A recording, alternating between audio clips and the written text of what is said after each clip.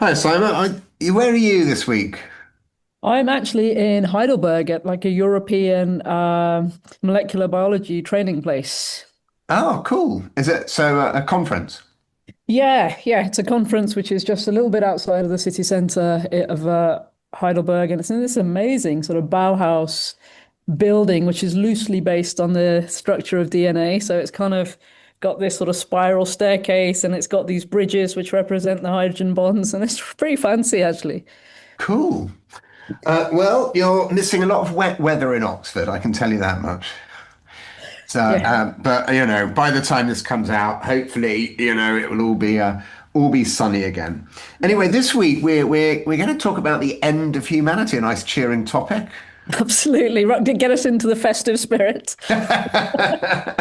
So yeah, extinctions, and in particular, the sort of some of the extinctions of humanity. And our guest is a guy called Henry G, who's written a couple of books. First one about the history of life on Earth, and then he's kind of thought about the how humans go extinct. And fortunately, it's not like tomorrow. He's talking a few thousand years, but we should, I think, quiz him about like the likelihood of it happening a bit faster.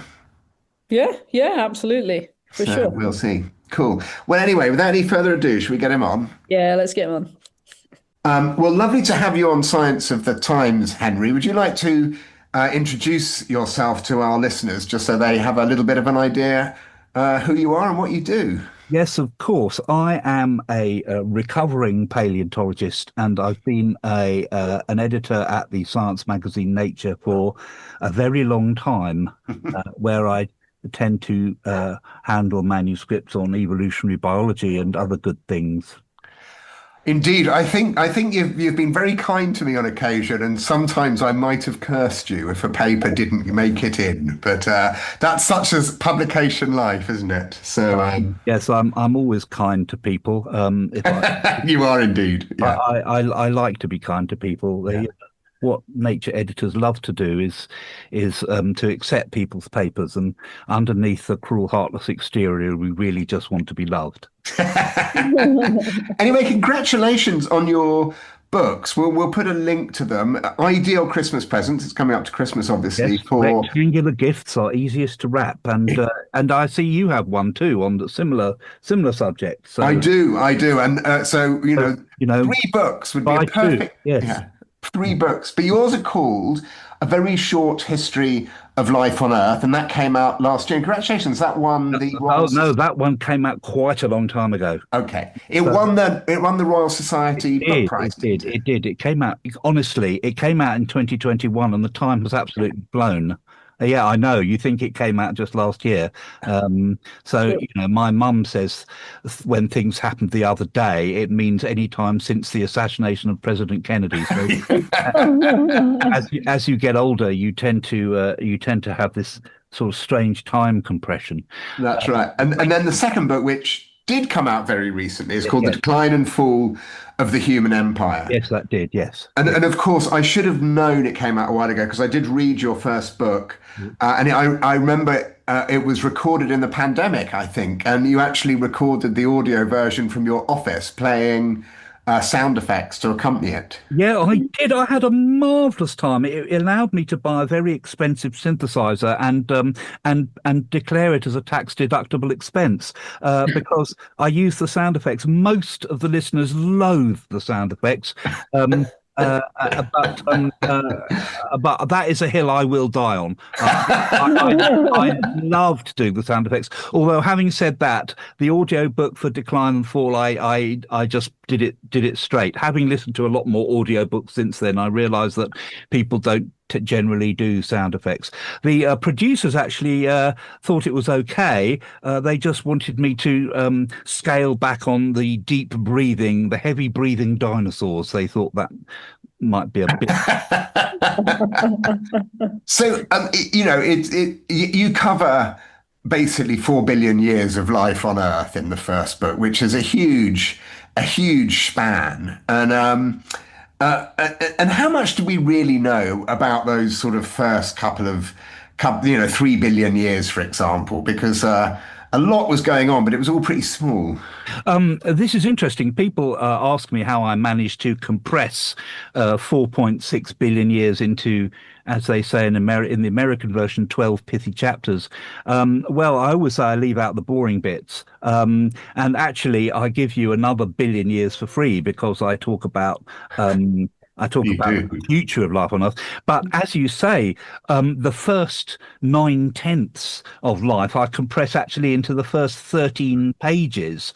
And this had all the exciting things that really matter, such as the evolution of life, the evolution of proper eukaryotic nucleated cells from bacteria and their friends, the archaea. If you can hear some heavy breathing off, that's my dogs have coming to see what I'm doing. So ignore them. That's just what Yeah. consider it a wildlife documentary. And other things such as the evolution of sex and the evolution of multicellularity, all huge, interesting, fascinating topics. But basically, I went through to the evolution of things that are big enough to see with the naked eye. And carried on from there because that's what most people would do. And there is actually, excuse me, go away. We can edit these bits out. Don't worry, Henry. Yeah, they are going away. I fed them already. Now they're celebrating. I've got two golden retrievers. It's like having toddlers with teeth. So I think oh, they have shut the door for me. That's clever. The first 13 pages of a very short history of life on Earth was actually about 9/10 of the Earth's history. Yeah. That period covered all the exciting, crucial, important things that evolutionary biologists are really interested in at the moment: the evolution of life, the evolution of sex, the evolution of nucleated cells from bacteria and archaea. All really hot topics at the moment. But as I was just telling a story of the history of life, I wanted to tell it from things that we more or less have a kind of grasp on rather than being too speculative. I wanted to tell a story. And although I made it quite clear that the story only bears a passing resemblance to reality and all the caveats could be found in the notes at the back, you do have to have a story to tell. And so I think for the kind of reader that I was trying to engage for this book, I wanted to start it with things that are at least big enough to see with the naked eye and might be relatable to animals and plants that are seen today in a very broad sense. So Henry, the sort of, the history of life is something that's, it's fascinated people for, many, many years, and lots has been written about it. It's sort of, in terms of you and the reception of your book, and sort of what do you think is the sort of biggest misconception about the history of life that you've encountered, and how do you go about sort of correcting that? Most people didn't realize that there was so much in it. People had a very vague idea of which events happened before what. They had a very vague idea of how much time was taken up. I mean, they knew it. It wasn't that they were creationists or anything. It's just that it wasn't something that they'd really thought about. So people hadn't realized that it took such a long time for life to happen, that there was more to prehistory than dinosaurs, that there was a lot of toing and froing in the human lineage before humans evolved. So people felt it was a very good starting point, conversation piece for people who were kind of interested and, on the basis of things they might have heard in the news, but hadn't got a kind of hanger to hang it all on. They hadn't got a scale to put it on. So that's really what I found. People did like the fact that it was short and easily digestible and wasn't a huge, massive tome. And also because I wrote it in as easy a style as I could. I wanted it to be a bedtime story for grown-ups. I even started it once upon a time. And I didn't put in quite deliberately a lot of the caveats. Some people think this, some people think that, some people think the other. This is only a theory. Yeah. So I put those all in the notes at the back so people could look at them. I wanted it to be as unobstructed. And I didn't talk about things that people often do in science books. Forgive me, Tim, if you've done this, because oh, this is DNA. It's a long chain molecule. It does this. It does that. It does that, and that is very difficult to do without bringing the whole story to a crashing halt. So I didn't talk about genetic material. I didn't really talk about natural selection, or any of the stuff under the hood of evolution. I just told it as a basic story for anyone to read and get some enjoyment out of. And you succeeded. It was a great read. Thank you. If you were to go back at any point in, since animals, were the size of something that we can see, the end of the Ediacara and the Cambrian, that sort of period onwards, which geological period do you think you go to?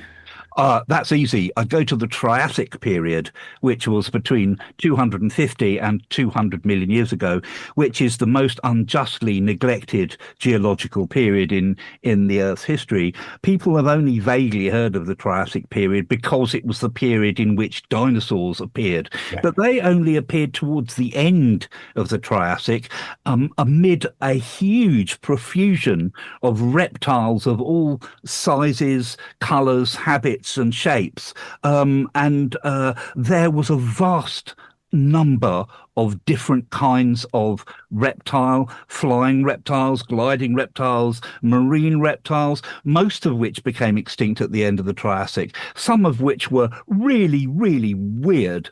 And the thing is, the Triassic happened immediately after the end Permian extinction, in which almost all life was wiped out. So I see the Triassic as a triumphant, defiant raspberry that life blew to the earth to say, you think you can wipe us out? You ain't seen nothing yet. We're going to come up with drepanosaurs. I mean, what the actual? And also many of the animals that we know today, including mammals, frogs, turtles, and of course pterodactyls, they started, and dinosaurs too. They all started in the Triassic period as well. So it's a period that people unjustly neglect. So I'm since I wrote the short history of life on Earth, I've been banging the drum for the Triassic period. Excellent. On that note, Henry, of sort of neglect, is there any sort of chapters or organisms that you didn't initially intended to include, but then had to leave out for whatever reason? I don't know, Syma. It kind of wrote itself. I could have included more, but I think I just included what I wanted to include. It started as a rather different book. It's not like I sat down and I decided to write a history of life on Earth. What happened was one of my colleagues at Nature, a news writer, said, well, each time I finish a book, I say, I'm not going to write another damn book. I've had it. I'm not going to write a book. And my wife always says, yeah, of course, that's nice, dear. Yeah, of course you aren't. But my friend David Adam, a news writer, said, Henry, he said, which was a good start because that's my name. He said, Henry, why don't you write a book about all the fossils you've had the privilege of bringing to publication in Nature? People send the papers and we publish them. And I thought, that's a good idea. So still swearing that I wasn't going to write a book, I wrote a book called Let's Talk About Rex, a personal history of life on Earth. So that included some of the fossils and quite a lot of anecdotes. But my parents, who are my most sternest beta readers, they're both nearly 90 and they don't put up with fools gladly. They said, it's all very nice, Henry, but who is, apart from the people who are mentioned, are going to read this? My agent was a bit more tactful, and she said something to me that my very first editor for my very first trade book, Deep Time, 25 years ago, he just said, tell the story. Yeah, okay. Well, this is it. It's the most fantastic story. So I decided to take out all the anecdotes and just tell the story. So it was kind of winnowed out from a different kind of text. And I put some things in that I hadn't had much to do in the original text, such as the evolution of mammals. It gave me an idea. It gave me an excuse to talk about particular issues that really fascinate me, like the mammalian middle ear and how dinosaurs got so big because they're air cooled, and the evolution of the backbone, and how in humans it's turned from a horizontal beam to a vertical beam, and how that causes all sorts of problems.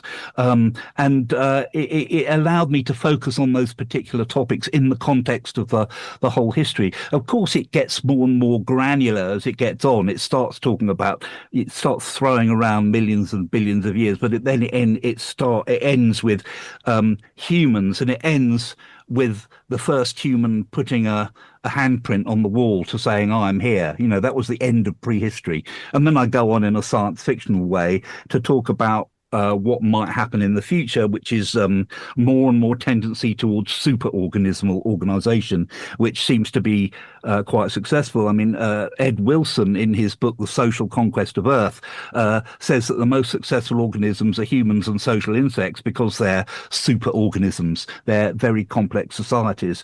I think he's got a point, at least in terms of as a riff to hang a story on.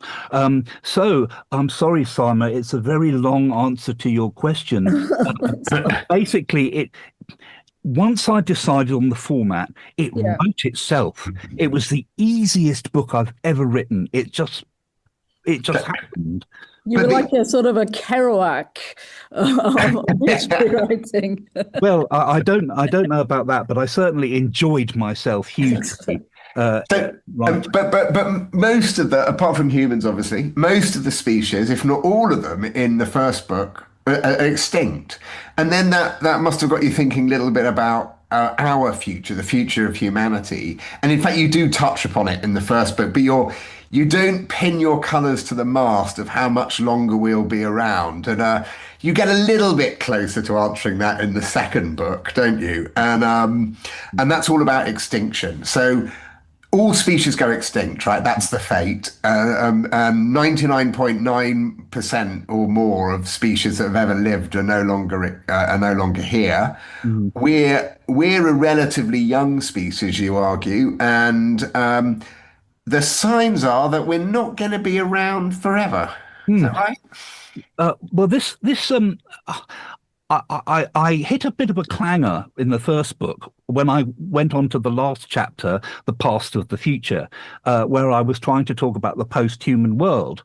And of course, I had to consider what would happen to people. And I thought, when will people become extinct? 1,000 years, 2,000 years, 1,000,000 years, however long. In the end, I opted for sooner or later. But then I felt I really should have gone into this. So I went into it a bit more, and I thought, jeepers, the signs aren't very good. Then I wrote an essay for Scientific American called Humans Will Soon Go Extinct or something. And I sent it to my friend Kate Wong, who is an editor there, and she very kindly published it. I mean, Kate and I have had many adventures together. I remember after a conference in Calgary, we shot up to the Tyrrell Museum of Vertebrate Paleontology, which is in the middle of the Badlands of Alberta. And then we had lunch in a Greek taverna, kind of stuck in the middle of nowhere with columns and vine leaves in the Badlands. Very, very surreal. Best Greek meal I've ever had. Anyway, Kate published this essay on the extinction of humans, and it caused consternation in many different languages.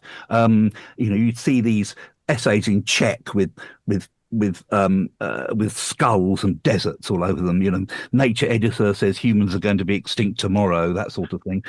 So I thought what I should do is expand this into a book.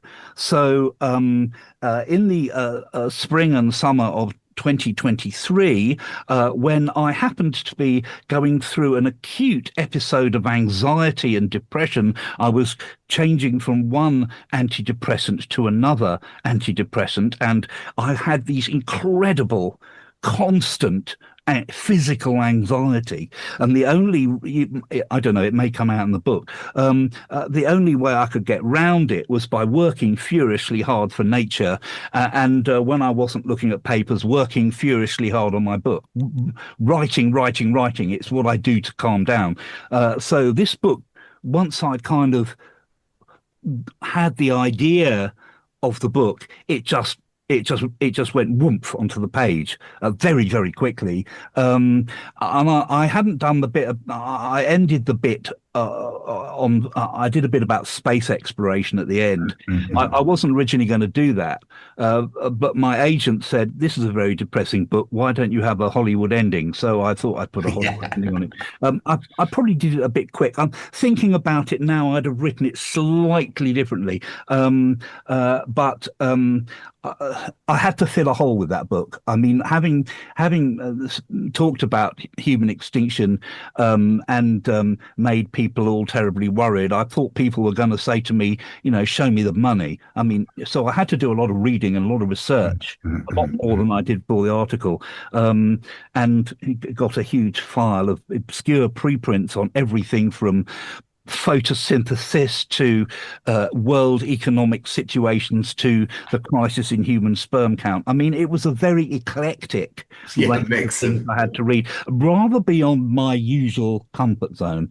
But that was an education. I mean, that's why I'm an editor at Nature after all these years. I love science and I love finding out new things that I didn't know about, and that gets me excited. That's what keeps me getting up in the morning. So Henry, I'm going to put you on the spot now then, and now that you've said that, I'm going to say, show me the money. So how long have we got? Well, in the book, I say 10,000 years, but actually there's a distinction to be made between actual extinction, which is when the last person turns off the lights, and functional extinction, when, there is a small population, but whichever way you look at it, it's going to go down. There is no way it's going to go up again. I think functional extinction might happen within a few thousand years, actually. And then we'll get down to such a population which is so small and so divided that stochastic processes come into play, and you can't really know which particular prosaic event will wipe out one population or another. I mean, I was thinking about meta-population dynamics here, all the sort of things that Ilka Hansky and colleagues have done with butterflies in Finland and their populations and so on. So I don't think we've got very long at all. I think there are all sorts of reasons for this, to do with climate change and the world economy and overexploitation of resources. I mean, it's interesting as you talk about, genetics and the fact we don't have very much genetic diversity. You look at other species that have gone extinct, so, quite young species, and you talk about that. You talk about, if we have any chance of surviving really long term, as you say, towards the end of the book, we've got to get into space. Mm-hmm. But did you talk about artificial and general intelligence taking over the world? You didn't touch on that one, did you? There were a lot of things I didn't talk about, and I quite deliberately didn't talk about them. I didn't talk about being hit by an asteroid or volcanic eruptions or things that we can't really control. AI, I didn't talk about. Now, I have read an absolutely terrifying book recently by a chap whose name I can't remember. It's on my blog somewhere, called If Anyone Builds It, Everyone Will Die, saying that AI will kill us all. We've had some more positive people about AI on the podcast. I think this person has this particular chap has, I now discover in the past, said 20 years ago, nanotechnology, we're all going to turn into grey goo. However, the boy who cried wolf was eventually right. The things like AI are a worry. Neither did I consider zombie apocalypse or any other science fictional things like that, because I felt there were too many things we know about that are inherent in human biology that tell us a great deal about human extinction. Also, one of the reasons I wanted to write the book was an antidote to writers who are from a physical sciences background, like Michio Kaku, who tend to have a kind of very techno-utopian view, also more philosophical, like Yuval Noah Harari, who tends to think in this more progressivist way. My view is once things go up, they can also come down. And the trend, the actual data that there are, show that we will decline very quickly. Yeah. After 2100. Yeah. Yeah. No, exactly. Well, that's cheered me up no end. Well, it won't happen. It won't happen before Christmas. Don't worry. Yeah. I mean, we've got to get to 2100, Simon. You know, that's The people ask me, and you could ask me this, but it's a question people ask me: how do I manage to sleep at night? You know, when I talk about this is after the very short history of life on Earth, where I talk about the terrifying amount of time that one deals with, billions of years. How do I actually get up in the morning and put one foot in front of the other and eat my Weetabix and manage to function? And this has happened certainly after the decline and fall of the human empire. How do I manage to keep going? And I say I've cultivated a kind of philosophic repose in which all you can do is the best you can and do your best for your fellow human being, all very touchy-feely, and leave the planet in a way you'd expect you'd want to find it. So I completely agree with that, because, you know, having also thought about, you know, these vast time spans and knowing that, you know, the sun will eventually die, that, you know, CO2 levels will drop so low, photosynthesis will stop, all of that stuff, having kind of thought about that. People ask me very similar questions. And the answer for me is, well, all that really matters is my children and perhaps my grandchildren. And that's what evolution has honed us to worry about. So I'm not going to worry about the long term, but exactly as you say, let's try and leave something. Let's try and leave the planet in as good a state as we can. Well, thank you for taking time out of your day to talk to us, and congratulations on the books that we've discussed there. They're great, and they're called A Very Short History of Life on Earth and the Decline and Fall of the Human Empire. And you can get them in any good bookshop. Ideally go to your local independent bookshop, but if you can't, you can also get them on Amazon, I'm sure. Can I tell you very quickly as a postscript? I have this one coming out in February. And that's a children's book, isn't it? I read about this. Yeah, yes. It's a children's book.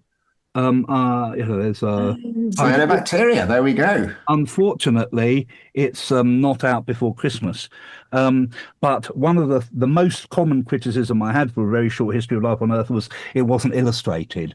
So you have asked, I have provided, but it doesn't come out till February. So that can be next Christmas. That can be next Christmas. Well, thank you for your time. Congratulations on two excellent books. I encourage our listeners to buy them, and thank you. Well, thank you very much, Tim. Thank you, Syma. Talk to you soon. Well, Simon, we're all going to die. But not for a good while. Yeah, we should make it to Christmas by the sound of it.